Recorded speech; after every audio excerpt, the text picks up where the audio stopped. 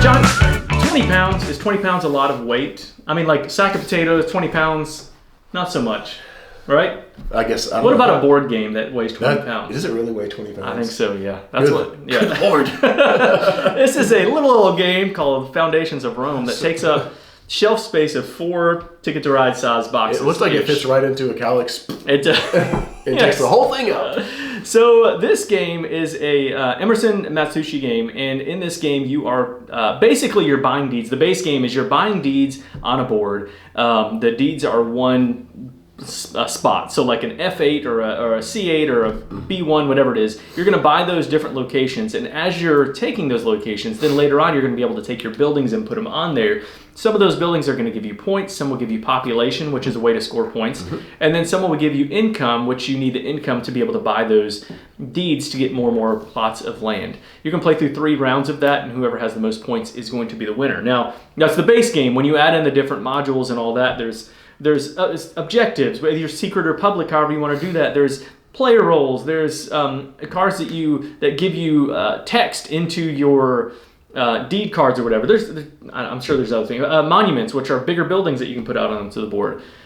I'm stopping. What do you think? Okay, well, first of all, I wasn't super excited about this when you told me that you were going to play until you said it's Emerson Matsuuchi. And I was like, oh, I didn't even know that was him. Oh, yeah. Who, Reef, Century, all the Century games, Spectre Ops, which I like. I know that there's more than that. And anyways, so I actually do enjoy his games. I think he does a great job with puzzly games, and I think he did a great job with this game. It is crazy overproduced. It is. If you want to use that term, I don't care. They can produce it however they want, in my opinion. Charge however you want. You're just going to alienate some people. But I'll tell you this, it's like a 60-minute game. Mm-hmm. It feels like a game that you could easily just had polyomino shapes and kind of went out there, and it would have been fun and a really good game. And I'm normally the one to go, I don't care about minis and stuff like that. But I'll say here in this situation, it takes a 60-minute kind of quick puzzly type game and makes it feel epic. It does. Because you're like, I'm putting this building down. And I actually really like that. I just don't know if I like the price point and I like the game enough to spend that much money. But it was really fun. It was a great game. Yeah, I really like this game. Out of all the ones that we talked about today, this is probably my favorite, surprisingly. Wow. And there's some big hitters on there. I've got to play this one more to like crown it king. It's not my favorite game of all time, but I got to tell you, it could be a top 10, top 20 game for me. It's that high. I love this game, and I love how it starts off with this simple mechanism, and then the more modules you add, it feels pretty thinky by the end of it. So I really love this game, and I can't wait to get this to the table more, but it's expensive. Yeah. And it's big. We're going to go a couple seconds over because of that. Yep. I'm going to be around an 8-ish right now. Okay. And I just need to play it more times. It could actually go up even higher for sure. I just need to play it more times. But how much is this?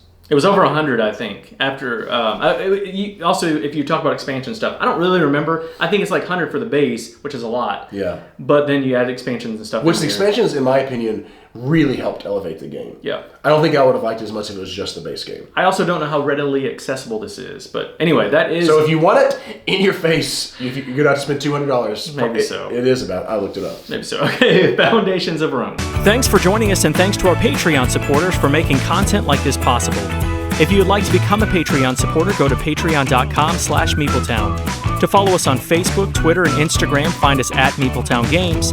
Finally, to connect with us and other residents of Meepletown, you can join Guild 3407 at BoardGameGeek.com. Until next time, thanks for coming down to Meepletown.